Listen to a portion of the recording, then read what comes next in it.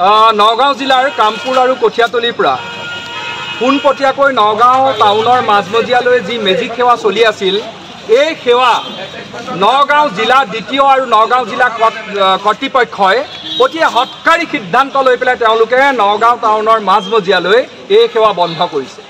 প্ৰথম কথা, তেওঁলোকে মৰিকলংস্থিত বাছ স্থানটো বৰঘাট বাইপাছলৈ তেওঁলোকে স্থানান্তৰ কৰিছে। সেই যি সিদ্ধান্ত, সেই সিদ্ধান্তক নগাঁও জিলা নাগৰিক সভা, সদৌতীয়া ছাত্ৰ সন্থাৰ পৰা আদি কৰি পেলাই আমাৰ গোটেই স্থানীয় ৰাইজসকলে আমি মানি লৈছোঁ আৰু আদৰণি জনাইছোঁ। কিন্তু এই সামান্য মেজিকখন, সৰু মেজিক এখন, সেই মেজিকখন তেওঁলোকে পোনপটীয়াকৈ ইয়ালৈ চলাচল কৰাৰ কিয় ব্যাহত কৰিলে, সেইটো হ'ল আমাৰ প্ৰশ্ন। কাৰণ সেই মেজিকসমূহৰ দ্বাৰাই কামপুৰ কঠীয়াতলি ননৈ কন্দলি অঞ্চলৰ ৰাইজ পোনপটীয়াকৈ ছাত্ৰ ছাত্ৰীসকল পোনপটীয়াকৈ কলেজলৈ অহা যোৱা কৰিব লাগিছিল। এতিয়া তেওঁলোকে নগাঁও টাউনলৈ আহিবৰ কাৰণে তেওঁলোকে মাত্ৰ 10 কিলোমিটাৰ, 15 কিলোমিটাৰ, 12 কিলোমিটাৰ ৰাস্তাত তেওঁলোকে 5 কিলোমিটাৰ আহি 6 কিলোমিটাৰ আহি পুনৰ এখন গাড়ী পৰা নামিব, আকৌ এখন গাড়ীত উঠিব। এইটো কেনেধৰণৰ সিদ্ধান্ত? আমাৰ সাধাৰণ মানুহৰ ল'ৰা ছোৱালীয়ে নগাঁও টাউনলৈ আহিবৰ কাৰণে, কলেজলৈ আহিবৰ কাৰণে বগোৱা বাই ইখনৰ পাছত সিখন গাড়ী সলাই টকা পইচা খৰচ কৰি নগাঁও টাউনলৈ, নগাঁও কলেজলৈ আৰু অন্যান্য কলেজলৈ আহিব। আৰু তোমালোকৰ সন্তানবিলাকক দামী দামী গাড়ীত উঠাই পেলাই কলেজৰ সন্মুখত নমাই দিবা, এই সিদ্ধান্ত আমি কেতিয়াও মানি নলওঁ। এই সিদ্ধান্ত কামপুৰ কঠীয়াতলি ননৈ কন্দলি ৰাইজে মানি লয়, স্পষ্ট কথা। গতিকে আমি ইয়াত আজি আহিছোঁ, আমি এই সিদ্ধান্ত ল'বলৈ আহিছোঁ। যোৱা 4 তাৰিখ, 9 তাৰিখ, 7 তাৰিখে ইতিমধ্যে আমি জিলা আয়ুক্তগৰাকীৰ সৈতে আলোচনাত বহিছিলোঁ, স্মাৰক পত্ৰ দিছিলোঁ আৰু তেওঁ কৈছিল যে আমি আলোচনাত বহিম, আমি আলোচনা কৰি পেলাই আপোনালোকক সিদ্ধান্ত দিম। দ্বিতীয়গৰাকীয়ে ঘণ্টাজোৰা আলোচনা আমি কৰিলোঁ, কিন্তু তেওঁ যি ভেঙুচালি কৰিলে, তেওঁ যি এটা কি ফটুৱা মন্তব্য কৰিছে, এজন দ্বিতীয় দায়িত্ববাহী এজন বিষয়াই তেওঁ আমাক কৈছে যে সেফটি ৰিজন, আমি যেতিয়া সেফটিৰ কথা কৈছিলোঁ যে আমাৰ টমটমবিলাকৰ সেফটি কিমান আছে, যে আপোনালোকে 5 কিলোমিটাৰ টমটমত আপোনাৰ সন্তানক পঠিয়াবনে, তেতিয়া তেখেতে কৈছে মেজিকখন কিমান সেফটি, মেজিকৰ বিৰুদ্ধে আপোনালোকে আন্দোলন কৰিছেনে আজিলৈকে, মেজিকৰ কোম্পানীৰ বিৰুদ্ধে আন্দোলন কৰিছে নেকি?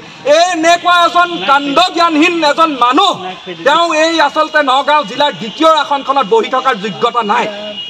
আৰু তাৰোপৰি আমি জিলা কৰ্তৃপক্ষৰ, জিলা আয়ুক্তগৰাকীয়ে যেতিয়া আলোচনা কৰিছিলোঁ, তেতিয়া জিলা আয়ুক্তগৰাকীক আমি কৈছিলোঁ যে আমাৰ এই মেজিকবিলাক এখন নিয়নতকৈও সৰু মাৰুতি 800ৰ লেখীয়া, মাত্ৰ 1500 মিলিমিটাৰ হ'ল বহল, এইখন আপোনালোকে পুনৰাই আমাক ইয়াত সোমাবলৈ দিয়ক।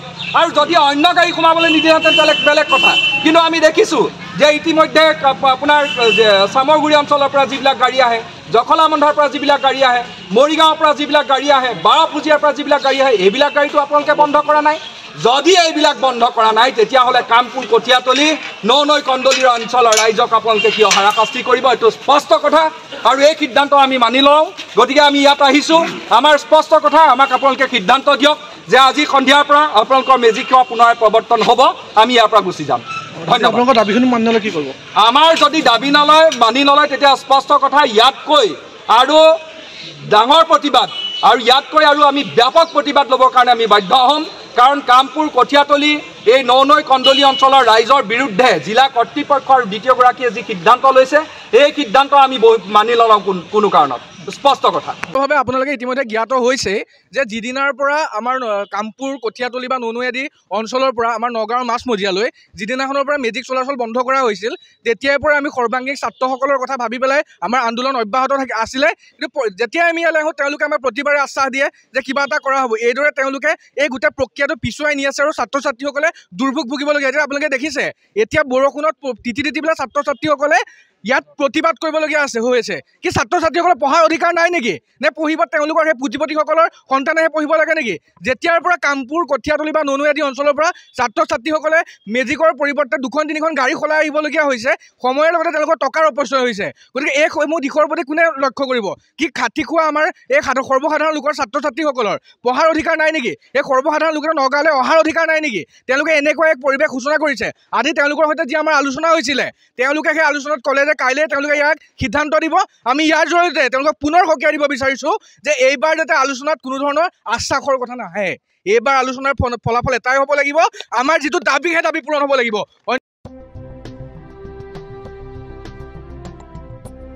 গৰু, গাহৰি, হাঁহ, ছাগলী, কুকুৰা আদিৰ বাবে জনপ্ৰিয় দানাৰ নামটোৱেই হ'ল বিয়ম। বিয়ম এই অসমৰ উদ্যোগ, গতিকে বিতৰকসকলে অতি শীঘ্ৰেই বিয়ম উদ্যোগৰ লগত যোগাযোগ কৰক।